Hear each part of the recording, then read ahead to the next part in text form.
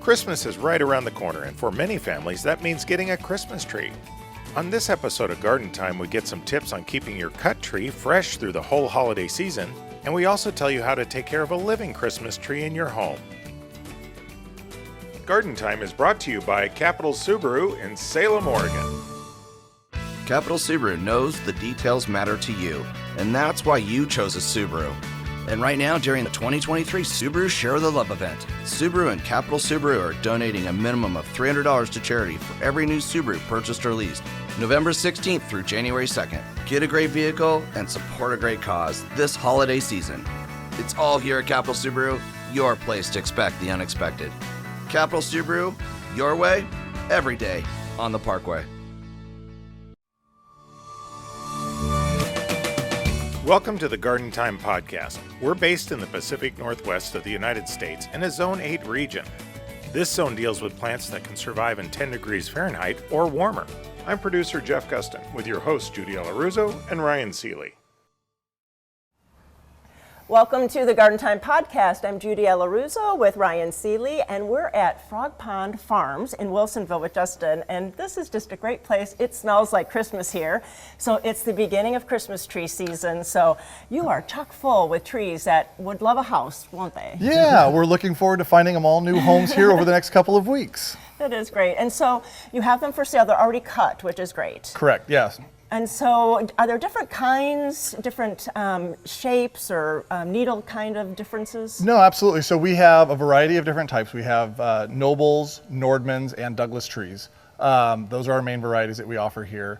Anywhere from little 2-foot table toppers up to our 15-foot, hope you have a tall house. Wow, trees, yeah. And a big truck. And a big truck to move it. That is amazing. And so what do you tell us about like the differences? Like if I didn't know anything about them, are there that much difference? Yeah, there really is a wide variety. So it really depends on what your interests are and what your needs are with your tree. So like right here, we are standing next to a Noble tree. And with the Nobles, they're great heavy branches for holding those heavier ornaments for displaying.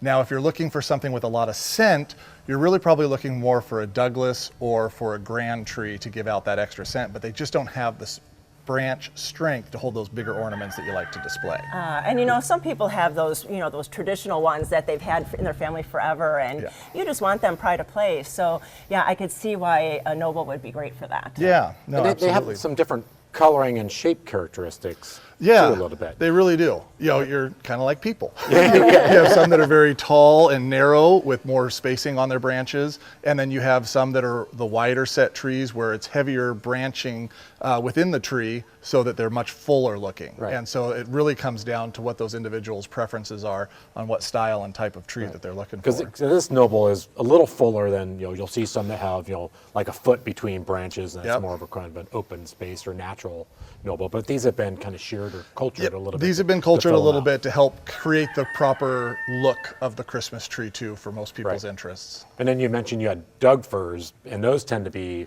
really sheared, kind of like it's been put in a pencil sharpener. That's a perfect way to put it. That's a perfect way to put it. Yep.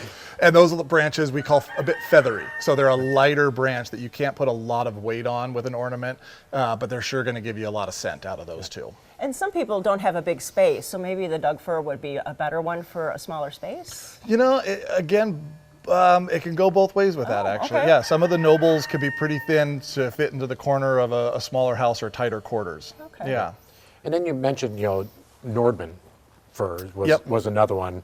And, you know, here, you know, in the Northwest where we are, we see a lot of Nobles, but Nordmans are maybe kind of a little bit newer tree that some people might not be too and I really with. feel like for a lot of years, people have not known about the Nordman, even though the Nordmans were around, and they maybe had even gotten a Nordman thinking it was a Noble. But they are a little bit of a heavier branch, a longer, heavier needle.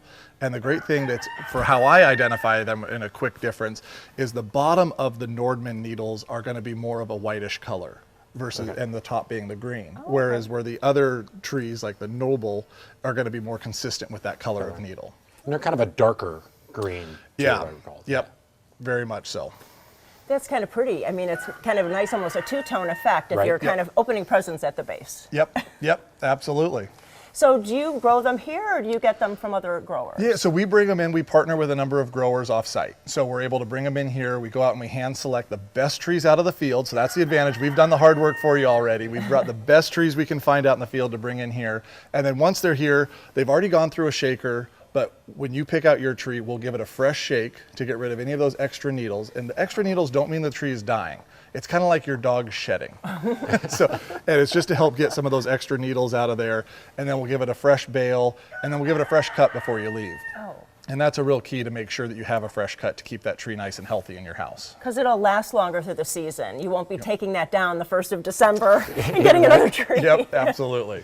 Because I think we can expand on that just a little bit. Because anytime you've cut a tree, even if you've gone out and you've done a U-cut, the minute you cut it, it starts to seal itself up again, right? Yep. Yeah, so that sap starts closing up, protecting that tree. That's the survival method of the tree, is to have the sap close up any wounds or injuries. Well, cutting a tree down, that's a big wound at the bottom. So what we say is you have about a half an hour from the time that we give that fresh cut to the time you get it in water. At that point, it'll drink very healthy. It'll drink a lot of water. If it's longer than that, the more sap is closing up those pores, and it's not going to drink as well as it could or should. Right. As far as when you do a fresh cut, how much did you take off that bottom? So we try to take about an inch, is what our goal is. Yeah.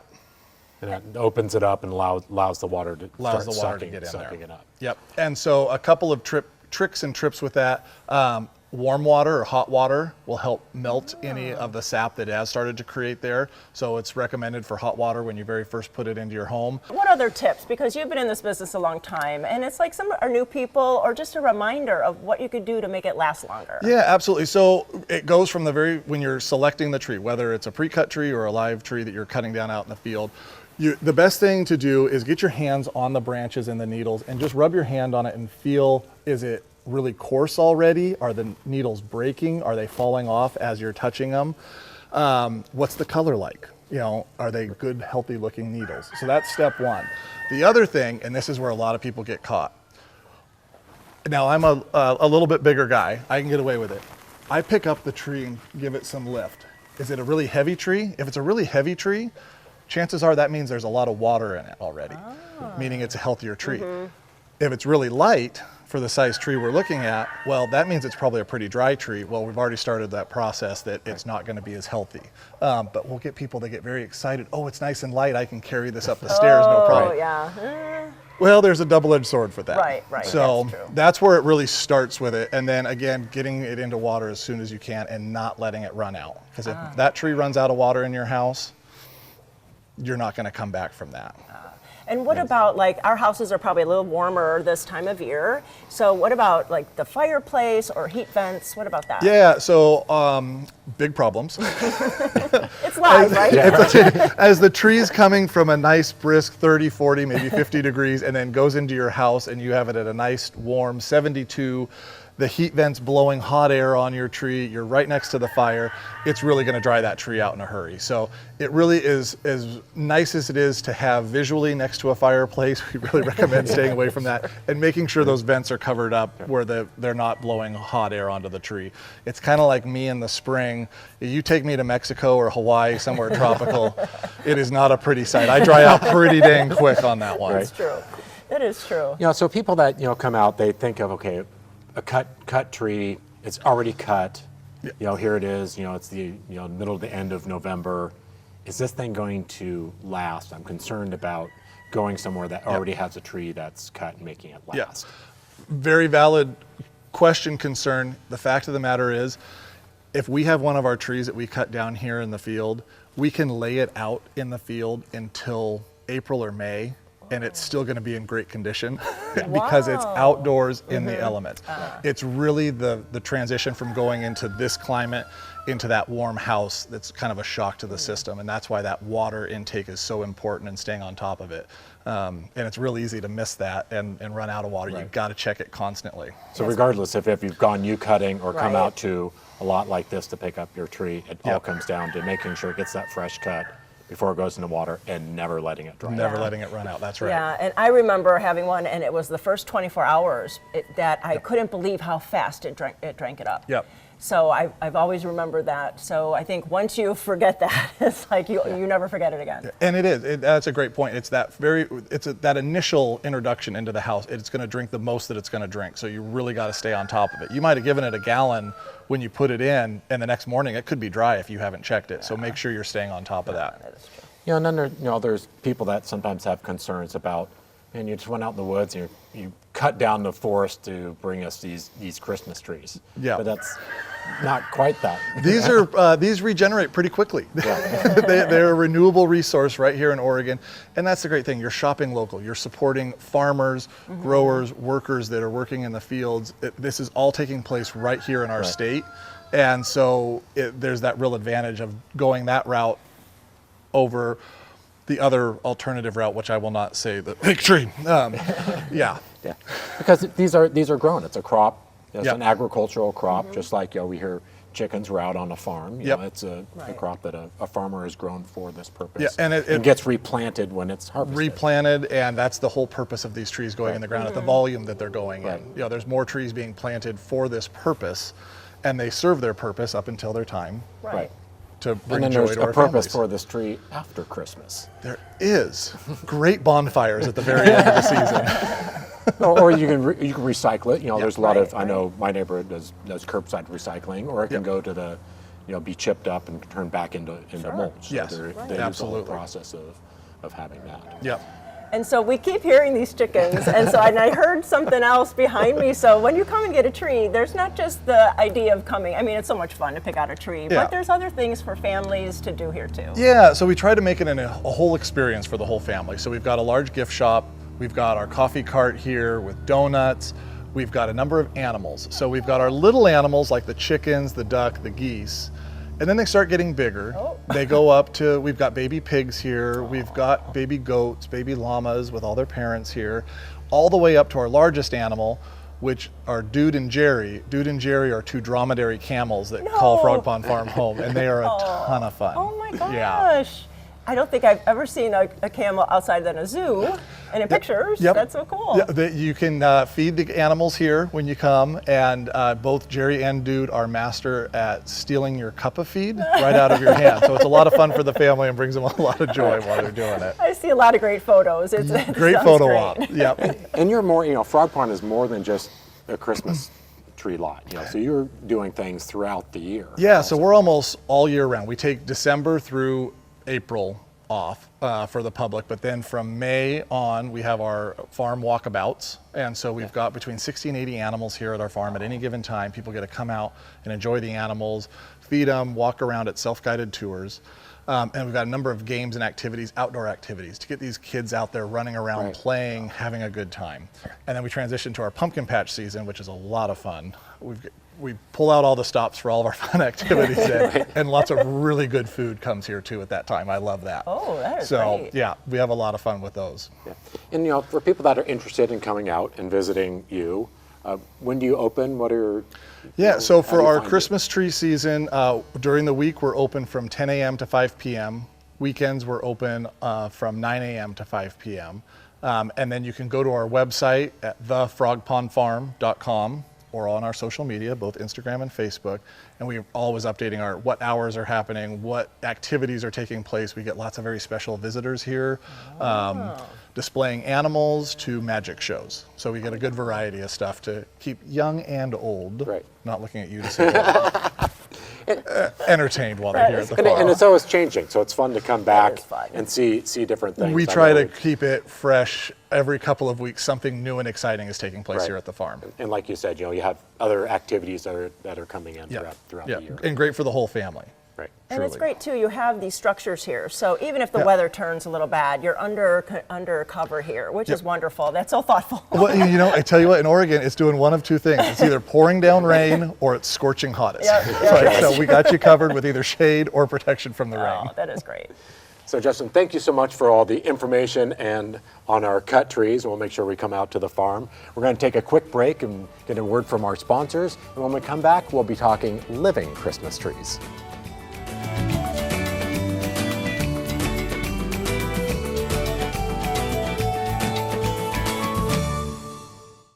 Capital Subaru knows the details matter to you, and that's why you chose a Subaru.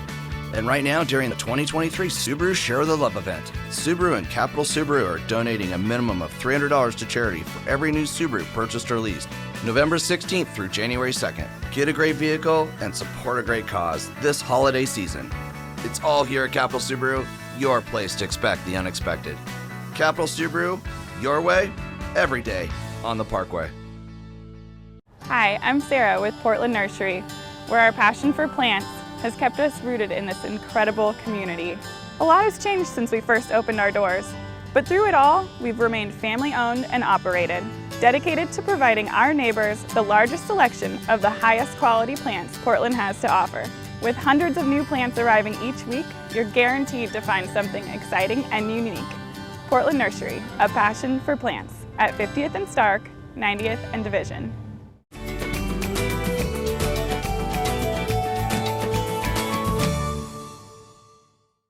Well, we have one more idea about a Christmas tree, and it's a living Christmas tree. So if you don't want to use the cut tree and don't like having an artificial fake plastic tree, but you want something that's a little bit more sustainable, a living Christmas tree is a great option. So we're out here at Portland Nursery, and there is a wide range of Christmas trees that you can use and actually bring inside your house to use as a living Christmas tree. But there are a few things you want to do to take care of that. There's a couple steps because it's a living tree. It's in a pot. It's still, picking up water. It just still needs light, but it's going to be in your house for at least up to a week or so. So what we recommend is to put it in the garage, somewhere kind of in between temperature, between outside temperature and in the inside of your house. So maybe 3 days in a garage or somewhere that it's not going to be out in the weather. And so then what you can do is bring it in for maybe up to 7 days. But there's even some caveats about that. There are, because as you're slowly warming up that tree from the cold to the inside, when you bring it inside for that week, you want to make sure that it's not next to a heat source. So don't put it next to your fireplace, don't put it next to a heat register, because you don't want to shock it and dry it out. So right. Once that tree is inside, it still requires some water. So it is living. So the best thing is to make sure you have a saucer on the bottom, and when you go to water it, use ice cubes to water. Because the nice thing about the ice cubes is that it slowly melts. So instead of dumping water on it that runs everywhere, the water will just slowly seep in and keep it moist. And another good idea about helping it to retain that moisture in the needles is to use this product called Wilt Stop. And what it actually does is seal in the moisture in that tree, and so it helps it not to respire so much, to give out that water, and it really keeps that tree more healthy while it's indoors in your home. And after the holidays, when you're done with the tree and you've enjoyed it for the week, move it back out to your garage for a few days to kind of slowly cool it back out, and then move it back outside. Yeah, and one other tip is now there's all those LED lights that are they're low energy, low heat. Those are the best ones to put on that tree because they're not going to burn the needles. And so that's really a safe way to put a light on that Christmas tree. And here at Portland Nursery, we're on the Division Street store. They have so many different kinds of needled evergreen trees. Look at, they're behind us. There's noble firs, there's Doug firs, there's pines, even blue spruce. So really, it's really a nice choice to have some kind of different tree in your home. Right.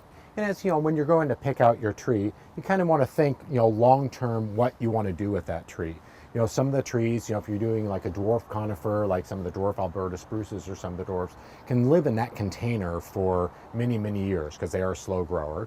But if you're doing some of the larger trees like the Doug firs or the noble firs or the grand firs that tend to be larger, you're only going to get about a year or two living in that pot before it either needs to go into the ground in your yard or stay in a little bit larger container to grow for years to come. Right. And you don't have to go out on New Year's Day and go plant this plant. So you could wait until, into the springtime, but make sure that it's getting rain or you're watering it during the winter time. But it's really a great idea as an alternative to a cut Christmas tree. So, this segment marks the last of the Garden Time podcast, and as many of you know, we quit the weekly show a year and a half ago, so we're going to step back, we're going to enjoy life. These two are going to be able to work their regular jobs without us bugging them too much anymore. Therese and I have been honored to come into your houses, be on your computers. We love the fact that we have such good friends in the industry. Portland Nursery, Al's, thank you John at Portland Nursery, Dram, Capital Subaru, just a ton of people out there. If you do want to see us and are not tired of our faces, or their faces, we are doing our tour, our Garden Time tour, the end of September of 2024. So we'll be going to Spain and Portugal. We're going to Barcelona, Granada, Seville, Madrid, Lisbon. And so if you'd like to join us, airfare will be included. Majority of your meals are included as well, transportation all around. You get to hang out with some really cool people. But once again, we want to thank everybody. The Garden Time website will still be up. You can still use our archive, view some of these stories, some of these podcasts over again, and our Facebook page. I may be retiring, we may be stepping back, but we will keep our Facebook page up and operating as well. So thank you so much for the support over all these years. Thank you, Ryan and Judy. Thank you all, and we'll miss you.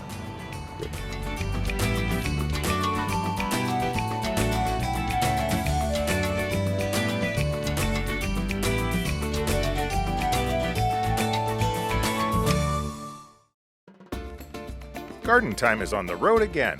Join us as we tour Spain and Portugal in September and October of 2024. We start in vibrant Barcelona, where we'll see some of Gaudi's best work, including a tour of La Sagrada Familia Basilica. Then we head to Valencia for a couple of days of touring Roman and Arabian architecture, seeing various markets and a little paella thrown in to tempt your palate. Our next stop is the city of Granada, where we'll take a tour of the famous Alhambra and its wonderful gardens. Then it's on to a couple days in Seville, the cultural capital of Spain. We'll walk through the massive cathedral with Columbus's tomb and enjoy an evening of flamenco. The Moorish city of Cordoba and the Mesquita are next, with its wonderful mix of Spanish and Islamic influences. After this extraordinary stop, we jump on the AVE high-speed train and head to Madrid for a couple days. Our visit to Madrid will find us in the historic center of the city, with stops to see the Puerta del Sol and the Prado Museum. A side trip to historic Toledo, the medieval capital of Spain, is a stop on our way to Portugal. We finish our tour with 3 days in Lisbon, where we'll tour the palaces and gardens of royalty. Stops here include the Monument to the Discoveries and the Tower of Belém. We also have a day trip to the wonderful medieval town of Óbidos. If you'd love to spend more time here, there are extensions available before and after our tour. Local transportation, hotels, and 20 of your meals are included. Book now as these Garden Time tours fill up quickly. Go to Garden Time Tours on our website and click on the little airplane for more information. And we'll see you in Europe.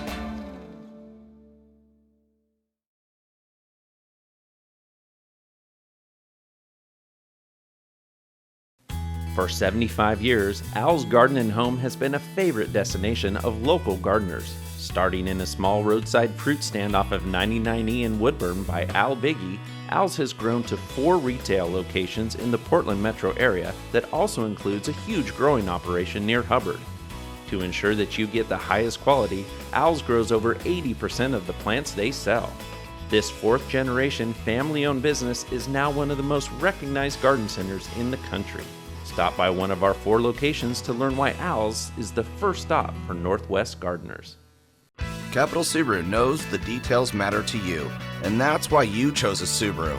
And right now, during the 2023 Subaru Share the Love event, Subaru and Capital Subaru are donating a minimum of $300 to charity for every new Subaru purchased or leased, November 16th through January 2nd. Get a great vehicle and support a great cause this holiday season. It's all here at Capital Subaru, your place to expect the unexpected. Capital Subaru, your way, every day on the Parkway.